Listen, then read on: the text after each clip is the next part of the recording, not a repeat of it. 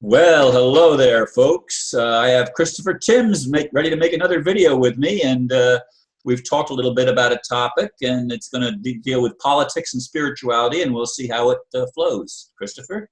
Yep. Thank you, Ron.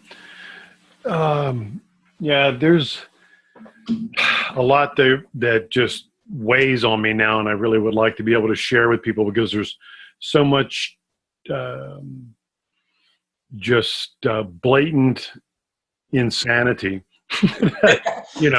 that's just going on around us. And to me, it's unnerving in one level, but what it really is it's wonderful because it shows people the instability and the unsuitability, you could say, of the old system. Because all the insanity is collapsing. That's right. It's all just kind of, trying to stabilize itself, and it's not working. And that's shown as the behaviors that are happening all over that never ever would have been displayed before. Okay, there's things going on now that are so radical, so ridiculously radical in the culture. And that's part of what I wanted to lead with today, is to get people looking at the symbolism and the metaphor of what's happening, and of course the blatant event that everyone's scrambling about and reacting to is that lady that worked for CNN who's just been fired, the lady comedian reporter person, whatever her real gig is, who was poised with a picture of the decapitated president's head covered in blood, Donald Trump's face. Behind it is an ISIS flag, and you have all of this. And so some people say that's free speech and blah, blah, blah, blah, blah, blah, blah. Okay, here's context. Remember, everything is in context. Now, let's walk backwards in time. Let's walk backwards in time about 4 years, okay? If this happened 4 years ago, if a comedian / worker for CNN had the head, a facsimile of the head of Barack Obama, covered in blood with an ISIS flag, they would have the Secret Service at that person's door within the hour, wherever they were. It wouldn't matter where they were. The Secret Service would be there. They would be picked up. Why? Because that's a threat. It's a threat against the President of the United States' life. Right? That is obviously it is. And it's also inciting violence. Other charges could be pending. It's inciting a riot. There's a whole litany of things. All sorts of innuendos involved. Oh my God. Then, of course, her apology wasn't an apology, really. It was just a rationalization and justification. Yeah, it was over the top. But it wasn't anything that really came from her heart because she really feels that way. It's okay to feel that way. Of course. But we feel. But the context is that if that happened 5 years ago, that never would have been accepted by society. And we all would have been completely outraged. Everybody wouldn't have shown up on mainstream news either. That's right. Likely. That's right. And there would be no debate about it, about whether it was okay or free speech or not. No, that person would be prosecuted to the fullest extent of the law. And so that just shows you how desperate the workings and the machinery of the old systems of the world are to get your attention, the shock value, to get your attention, to polarize you. That's been the game all along, is polarization. Polarization becomes separation. And right. then to divide is to conquer. And to conquer doesn't necessarily mean with swords and guns and all this stuff. It's in your concepts of self. Mind control. That's right. It's when you feel as though you're not adequate when you need outside authorities to tell you how to think and to tell you what to think and to protect you, to take care of you from this ascribed evil. That's right. That's right. Outside of self. And so the religions started with all of this because it was the easiest thing in the world to do, because you could just make up anything you wanted. That's how Christianity was devised. It was just written. It was a script. It was just written out as a script. You know, or remember, Jesus was at the councils. Jesus was voted to be Messiah. It was a vote. It was a political vote. Was he going to be a rabbi? Was he going to be a radical prophet? Was he going to be the Messiah? There was a choice A, B, or C. You know, and after a number of votes, the council members at that ecumenical council in Nicaea, 325 AD, they voted to make him Messiah. So from there, they had the solution to all problems. There was the Messiah, the solution to all things. And there was a solution to all things in Rome. And I'm just showing you because it's happening in our culture right now. Because what they did in Rome was they're at that time in history, 300 years after the life of Jesus, right? There were all these different sects of Christianity. There were about 12 different sects of Essenes. There wasn't one group. There was about 12 different sects or groups, different ideas, different lifestyles. There were the Gnostics. There were the people that still participated in different groups with the old pantheon of gods and goddesses from the Roman cosmology. You know, and then and there was a blending of some of oh my God, yeah, you had all of this going on. No. So, and the groups were warring amongst themselves for dominance because everyone wants to be right. You know, boy, nothing changes, does it? No. So what they did is as they came together, they devised Christianity and made it the official religion, banning everything else and killing heretics, right? You know, or silencing them, burning books, and created the official religion, which became the Roman Catholic Church. So within that, they had the solution to all problems, but they had to create a problem. So it was at the councils of Nicaea, the second or third council, when they voted and created what was called original sin. There was no original sin before that. There was nothing written about it. So here's your problem. See, this is an ancient formula: problem, reaction, solution. Sounds like David Icke. Sounds like David Icke. It's Sun Tzu is what it is, but David Icke and many other people have realized it. You know, problem, reaction, solution. All the great social engineers apply the same theorem. That's how Pol Pot, Stalin, Hitler. That's how, you know, the founders in the United States. That's how they create and rally people around a common cause. Have a problem. Oh, you're a sinner. You know, here's the reaction. Come to our church. Come together. And now that you're a sinner, there's your problem. Here's our solution. Problem, reaction, solution. Solution is you have to be born again, baptized into our church. You have to obey our laws, put money in our till, you know, and you'll be saved and you get to go to the good place. That's easy with religion because it's stuff that nobody sees. Nobody can prove or disprove. It's all based on belief. And that's what has happened now in government because of the lie of transparency, where they say, oh, we're showing you everything that we're doing. We're telling you about everything that's going on. They're not telling you anything that's really going on. They're telling you about 3 to 5% of what's really happening out there, if that. And then they're flavoring and distorting that. That's right. Putting it into a context that they want the objective to attain. That's right. And their objective, no matter what the specific objective is always your compliance. Just like with religions, you'll comply because you know you're a sinner and you need redemption from your sins. Here's the salvation from our Savior. And in politics, in every country in the world, it's that same setup.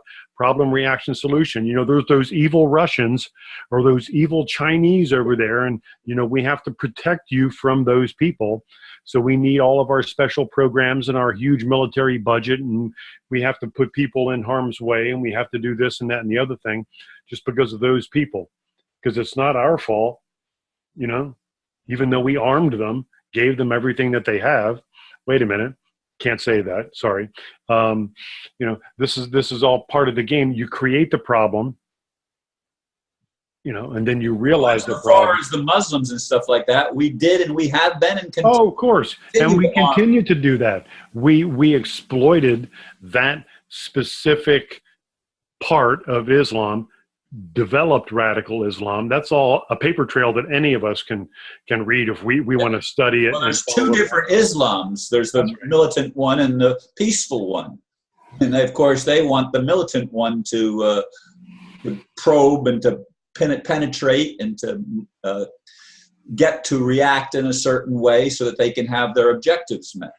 That's right. And when you keep people ignorant, and ignorance isn't bad, everyone. I don't mean it as an insult. Ignorance just means that you don't know. When you keep people just like Christians, fundamental Christians, they just don't know a big picture. They have no context. They have no context. All they know is the doctrine that they've been schooled in, and they interpret it the way that they're told to interpret it. They don't even think for themselves. Muslims are the same way. Well, we're all in those boxes. That's right. So boxes just have different names. That's the only thing that's so one of the greatest adventures that any of us can have in consciousness is not traveling to other realms and breaking through the veils into what happens after death. Yes, that's important. But we learn to do those things as we get out of our box that we live in here. And we develop context here. Like in context, it doesn't have to be about politics if politics and world events are not your thing. For me, it's also been about nutrition. I mean, I've studied Ayurveda. I've studied Oriental medicine. You know, I macrobiotics, the natural hygienist, the live food, the raw food, everything. I've got context from so many different sources that I have a hugely well-rounded viewpoint of the issues of nutrition, the chemistry of food, the way your body operates, you know. Yeah, I know. I mean, I work on bringing my body level to a higher pH, to a basic and rather than an acidic pH, because that's important for my health. Huge. It's huge for all of our health, Ron. That's true. And if people understood something fundamental like that, they also would have to realize that they have the power within themselves by just making choices to manipulate that pH level within your body. That's what I work on. It's not something that a savior is going to do for you. It's not something that the government is going to do for you.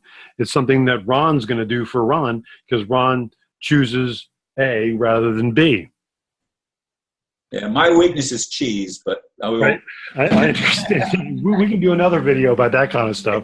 And, you know, so when you look into the world today, everybody, and you see something like what I was just speaking about, that event, you know, it's just it's shocking, and it's purposely set up to leverage everybody's awareness on that, so that you're taking your awareness out of self, out of your true self. It externalizes your awareness, and then when that wears off, then there'll be another shocker of an event, okay, and then another shocker of an event. Whether it was that the big game hunter, remember the big game hunter that killed it was a doctor that killed the lion, and it became this big worldwide thing for about a week. Everyone was horrified about it about a year or so ago. I don't remember that, but I remember the one that went and killed the elephant that runs the chain of stores here in the United States. That was terrible. I remember that too. See, and all those things, they grab our attention. They wrench at your heart, is like at the barbarism and all of this, you know. And then there was another bombing. You know, it's Ramadan. Ramadan is bombing season. Okay, you know, and basically there's always an increase in events. Was it 40 people killed and 100 100 and some injured or 400 injured. Some absurd thing this morning that I just heard as I was walking out the door to go to the gym. And, it's all shock value to externalize your awareness, to take you away from a center within you, which is beyond any of the phenomena around you. And that's the key to understanding the power of problem, reaction, solution. If you don't buy into the problem, then no solution is ever going to hook you. Whether the problem you want to get hooked with is sin, or it's karma, or the evil communists, or the evil fascists, or the terrorists, or cancer. These are all external consciousness trying to get you to turn away from the space within you. And that's really the game in duality. And you could call it evil or bad, but it's really not evil or bad. It's the paradox. The paradox. It's the paradox of duality. It's not a contradiction. It's a paradox. And we live in a paradox reality. It's yin and yang. One doesn't exist without the other. So now, one other event that I think is really important, and it shows ignorance of the true picture, just like most Christians don't know the real history of Christianity. And so this is an issue that's on the table today. And it really is a pivotal issue, as it has within its leverage the way that the domestic economy is going to change in the next 4 to 6 years. It's the Kyoto environmental agreements. All right. And let me say first that the accords, that I'm a huge environmentalist. I've been a vegetarian for 35 years. I believe that's a really important way to contribute to minimizing my carbon footprint in the world, the amount of resources that are utilized for me to survive. My vehicles run on basically refined vegetable oil. They're all biodiesel vehicles. And I didn't know that. Oh yeah, my truck and the old Mercedes, they're all biodiesel. Everything's biodiesel all the way through. And basically, I smell like old French fries when I'm going down the road, Ron. and pretty funny. It's really pretty funny. So now, that being said, I bet you, Ron, that almost nobody out there understands what these accords are really about. What this whole Kyoto thing is really all about. I'll bet you don't really know, everybody. About control. What's in there? What's in there? Yeah. Don't know what's in there, do you? No. Well, that's the way a lot of bills are passed in the United States. The people don't even read them until after they vote on them. That's how Obamacare was passed. Remember, they didn't let you read it. Remember? Until after the vote. Right. Wait a minute. What's that? Insanity. A free society? No, it's not a free society. That's right. That was a really good point to remember. They didn't let you look at it until after the vote. Wait a minute. What kind of country is this? Okay. So the peace accords, or the environmental accords, excuse me. Everybody says, well, kumbaya, we got to take care of the environment. We all want to live in this great place. It's an important thing to do. President Obama initiated all this into our involvement, all of this. We need to just stay within the accords. Has anybody looked at it? Has anybody understood what it really does? Right? Because I can tell you the economic solution to this whole quandary, which I've done in other videos and other teachings, but we'll break it down here for your group. It's really important for people to understand. Right now, if we go ahead and sign this, basically it leaves China, India, Indonesia, most of these areas in what are called the developing world, completely off the hook They have no environmental responsibilities at all. All they have to do is pay. They pay what? They pay carbon credits. What's a carbon credit? A carbon credit goes to a few of the globalist people who built the companies to handle what? Carbon credits. They just happened to start companies to handle carbon credits when this whole thing was established to make carbon credits a way of doing what? Well, China builds World War II level technology, spewing incredible amounts of heavy metals up into the air with their coal burning power plants. And they pay money to the people that run these. To the cabal. To the cabal. Thank you. Okay. I wasn't going to say that, but that's true. And that's supposed to be for remediation of the environmental impact. You can't. There is no remediation for that environmental impact. That floats into the atmosphere, comes across the ocean, washes across Hawaii and the western United States, right from China, And yet, what it does do is it cripples the United States, Canada, and Great Britain. What it does is says, well, we have to lead and show them. So what does that do? It puts so many restraints on developing and utilizing clean industry here, manufacturing here, that all of it moved to Mexico, where there are no restrictions again. They're basically using that old technology because it's cheap and labor is cheap. So that's what they do. So now we have a world where when you buy your junk that's made in China, Indonesia, and India, you're doing two things. One, you're paying for huge environmental impact, huge environmental contamination, and you're supporting slave labor. I want everybody to get this. Absolutely. You're supporting people that make, $1 or less an hour. They never get out of slavery. They are truly the indentured servants of the 21st century. There are suicide nets all around the factories in China, all over Japan, because people up on the second, third, fourth floors of these sweatshops that are building, manufacturing all of this stuff, when they can't take it anymore, they used to just jump out the window and commit suicide. They don't have homes. They sleep in pods. There's whole big dormitories of pods. That's their life. They work, they sleep, they eat in the commissary, they come back to work.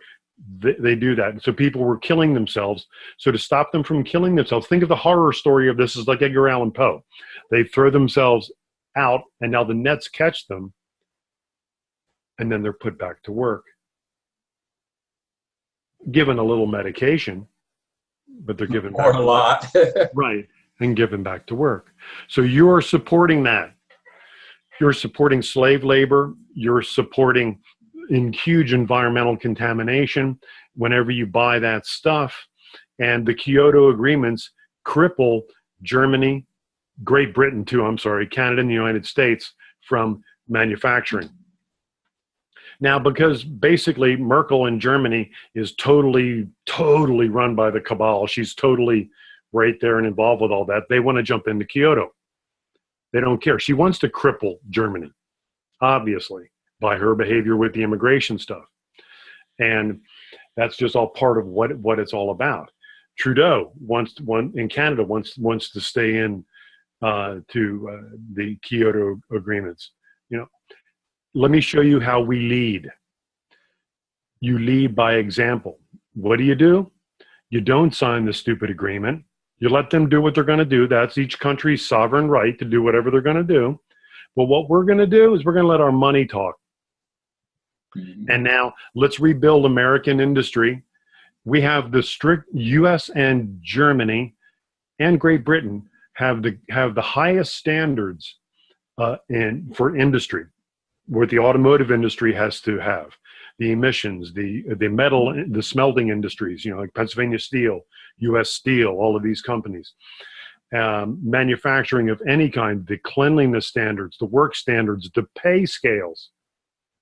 When I was a boy in my early 20s, I remember being on the golf course. I had friends who were working for GM and Chrysler, Ron, and these guys, man, when you were working for GM and Chrysler, you had, these guys had a house. They had a wife. The wife was at home raising the children.